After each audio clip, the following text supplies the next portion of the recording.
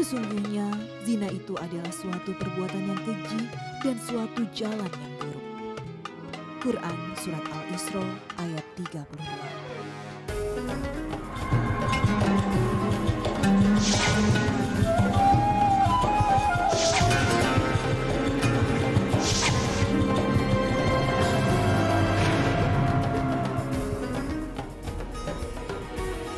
Assalamualaikum warahmatullahi wabarakatuh. Selamat pagi pemirsa Tawakal yang dirahmati Allah. Pemirsa, alhamdulillah di studio saat ini sudah bersama kami Ustadz Syarif Rahmat dan juga seorang narasumber yang akan bercerita mengenai kisah hidupnya yang dia masih menganggap selama ini adalah jauh dari kebaikan. Artinya ada masalah dari keluarga yang ia hadapi. Dan Assalamualaikum Pak Ustadz. Terima kasih Pak Ustadz sudah hadir bersama kami. Dan narasumber kita ini bernama Ibu Erna. Assalamualaikum Ibu Erna. Baik Pak Ustadz dan juga pemirsa di rumah, untuk mempersingkat waktu kita langsung aja tanya ke Bu Erna. Bu Erna, Ibu Erna datang ke tim Tawakal, katanya ingin bercerita kalau Ibu Erna punya banyak masalah dalam kehidupannya. Betul ya? Boleh diceritakan ke kita? Iya. Begini Mas Farid, saya sudah menikah, saya sudah mempunyai anak 2, tapi selama pernikahan saya, suami saya kasar sama saya, terus suka main tangan juga, sama anak-anak juga iya. Saya berusaha untuk bertahan, tapi sampai di suatu hari suami saya bawa perempuan ke rumah, terus bilang ke anak-anak bahwa ini calon ibunya. Di situ saya shock, kaget, dan saya yang minta cerai. Saya yang menceraikan. Mengajukan gugatan cerai. Iya. Kemudian bercerai. Belum. Masih proses sampai sekarang. Iya, masih proses karena bagi saya udah nggak bisa dipertahankan karena terlalu kasar sama saya, sama anak-anak pun gimana ya, untuk nafkahnya juga kurang. Iya. Jadi dia lebih fokus ke sama maaf yang dia bawa ini wanitanya udah dinikahi? Belum. Atau baru mengenalkan saja? Mengenalkan. Nah sekarang gimana statusnya? Sudah menikah mereka? Belum, masih pacaran aja? Iya, dan suami saya nggak mau bercerai dari saya. Tapi saya yang mau bercerai karena saya nggak mau. Saya udah dikasarin, selalu dikasarin. Pak Syarif, ini suaminya datang, tiba-tiba dia langsung bawa calon istrinya dan mengenalkan kalau ini adalah calon istrinya yang baru. Itu kalau dalam agama boleh-boleh aja Pak Ustadz tanpa izin dari istri? Pertama kita garis bawahi bahwa poligami atau memiliki istri lebih dari satu itu merupakan bagian dari syariat Islam. Mana ada seorang istri yang rela hati di poligami oleh suami. Tetapi ini kan bagian dari syariat. Kalau syariat mengizinkan, ya mengizinkan. Hanya memang sekurangnya ada dua pertimbangan di sini. Pertama, bahwa seorang suami memang harus memberitahu pada istrinya bahwa dia akan memiliki istri kedua. Mengapa?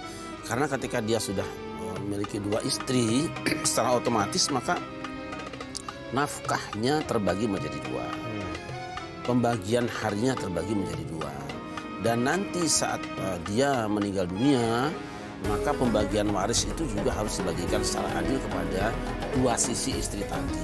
Di samping tentu saja keluarga mereka juga harus saling mengetahui. Yang kedua, meskipun memang tidak wajib izin, tetapi secara hukum pria wanita yang berangkat berduaan nafsu, ya, tidak etis seorang laki-laki membawa perempuan lain ke rumahnya, apalagi ditunjukkan bahwa ini calon istriku. Itu kan menyakiti hati. kalaulah misalnya dia bicara, aku besok akan menikah dengan si Anu, masih masuk akal lah. Tapi kalau ini kan di bawah depan mata, pasti istri yang pertama akan mengatakan aku sudah tidak berguna lagi di hadapan dia, atau aku sudah tidak cantik lagi, aku sudah jelek. Itu jelas penistaan lah bagi saya. Itu sebenarnya. Tapi secara hukum dia tidak wajib mendapatkan izin dari istrinya, tetap karena memang tidak wajib izin. Sekarang kan saya lagi proses nih. Tapi suami masih mau minta berhubungan. Kalau saya nggak mau gitu, dipaksa ke kamar sampai dia dapat, sampai dia Untuk melayani dia iya, gitu. Iya. Padahal kan ini udah proses. Talak itu memang punya suami. Istri juga punya hak sebetulnya. Ketika seorang suami tidak mengutarakan istrinya dalam keadaan dia sudah sangat menyakiti, maka dia punya hak khulu, yaitu mengajukan gugat cerai. Nah, selama perceraian itu belum terjadi, talak belum terjadi, maka sang suami istri itu masih punya hak untuk berhubungan badan. Di Indonesia itu jatuhnya talak di pengadilan agama, gitu loh. Kenapa? Karena kalau tidak dilindungi oleh peraturan pemerintah, tidak diberi nasihat, banyak sekali pasangan suami istri yang tergesa-gesa bercerai. Masalah kecil cerai, dikit-dikit cerai. Maka pengadilan diadakan untuk memastikan bahwa sebuah perceraian itu terjadi dalam rangka melindungi orang-orang yang memang suka tergesa-gesa. Sebetulnya yang paling banyak dilindungi itu wanita. Wanita itu misalnya kan disakiti suaminya, kemudian dengan disidangkan di pengadilan, lalu sang suami ada kesanggupan untuk memperbaiki diri. Itu kan wanita. Baik, tapi kalau secara logika mungkin istri merasa ini nggak adil buat dia. Tapi gimana caranya mungkin Pak Ustadz bisa kasih tahu ke Bu Erna biar dia bisa lebih lega lagi, lebih enak lagi ngejalaninnya. Karena kan semua harus berdasarkan apa yang ada di syariat. Iya, ini kita harus melihat bahwa keretakan di rumah itu tidak selalu harus kita melihat satu titik, satu sisi, istri saja atau suami saja. Ingat, rumah tangga itu melibatkan keluarga besar. Dan kesalahan di rumah itu bisa saja terjadi pemantiknya, baik oleh istri maupun suami. Yang harus dilakukan sekarang oleh Bu Erna adalah coba menganalisa sepanjang perjalanan rumah tangga itu mungkin ada pemantik yang kita melakukannya. Jika itu pemantiknya, maka kita harus menyelesaikan sendiri. Artinya apa? Misalnya kita membawa baju, kemudian kena duri-duri, lalu sobek. Suami istri kan seperti baju. Yang membawanya ke hutan itu yang harus menjahitnya. Tapi kalau sudah dijahit berulang-ulang kemudian tidak bisa lagi dipakai, tentu berbeda sikap kita. Ini memang pakaian sudah rapuh. Pertanyaan kita itu tadi, mungkin ada pemantik yang kita tidak sadari atau menyadari, kemudian berulang-ulang ada titik jenuh pada seorang suami, kemudian dia membayangkan ada keindahan alternatif di luar rumahnya itu. Yang sebetulnya gitu mungkin cuma bayangan hawa nafsu saja atau bisikan lah yang belum tentu bisa benar. Gitu. Awal kenal sama suami ini gimana ceritanya? Saya sih tidak terlalu kenal juga ya. Ya mungkin ini masa lalu saya yang boleh dibilang yang kelam lah, yang gimana. Dulu saya masih gadis itu suka ke diskotik. Saya dikenalin sama teman di diskotik. Hingga suatu saat kami sering nongkrong, terus saya mabuk waktu itu.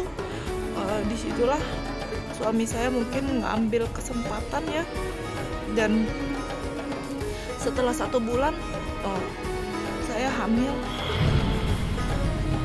Rif! Mau apa lo kesini? Gue hamil, Rif! Hamil? Hamil sama siapa? Ini anak lo, Rif! Alah, nggak mungkin. Lu pasti bohong kan? Gue nggak bohong, Rif. Ini beneran anak lo, Rif. Mana buktinya? Ini buktinya. Lo harus percaya. Sini. Alah, ini mah bisa-bisanya lu doang kan? Mendingan sekarang lu pergi dari sini. Sampai kapanpun, gue nggak bakal ngakuin tuh anak jadi anak gue. Ingat lo. Rif! Tolong, Rif. Lepasin. Kalau lo nggak mau ngakuin anak ini, Rif, lo bakal laporin ke polisi. Tolong, Rif. Lepasin. Kalau lo nggak ngakuin ini anak Lepasin. lo bakal lapor ke polisi. Polisi? Nggak usah bawa polisi. Gue bener, kalau lo nggak mau ngakuin anak ini, gue bakal laporin lo ke polisi. Oke, lo tenang. Nggak usah bawa polisi. Gue janji gue bakal nikahin lo. Lo janji, Rif. Iya, gue janji. Tapi lo nggak usah bawa-bawa polisi ya. Makasih ya. Ini adakah kaitannya dengan apa yang Indian alami sekarang dengan kehidupannya dia yang kemarin-kemarin itu, Pak Ustaz? Siapa menabur angin akan menuai badai. Siapa tanam kembang akan dapat bunga dan akan suami atau istri seperti apa tergantung di mana kita belanjanya. Kita menemukannya di tempat ibadah, maka insya Allah perjalanan itu akan seperti itu. Tapi kalau kita menemukannya di tempat maksiat, jangan salahkan dong suami kalau sekarang juga mengajak ke tempat maksiat. Kalau kita bertemu dengan laki-laki di tempat di mana perempuan bebas banyak bisa gonta-ganti, jangan salahkan kalau sekarang dia cari-cari perempuan yang lain untuk menyakiti kita. Tetapi juga kita tidak harus terus-terusan tenggelam dalam kesedihan. Drama hidup harus diakhiri dong, dan kita ingin ada ending yang happy lah. Tapi itu tadi catatannya. Tanamanmu sekarang sudah dipetik, mohonlah kepada Allah tidak kebanyakan buah pahitnya yang tadi. Jangan kebanyakan bijinya lah. Tapi kalaupun ada, biarkan saja itu cara Allah menyelesaikan hutang dosamu kepada Sang Pencipta. Mungkin dengan cara itu kita sudah membersihkan dosa. Baik, terima kasih Pak Ustaz.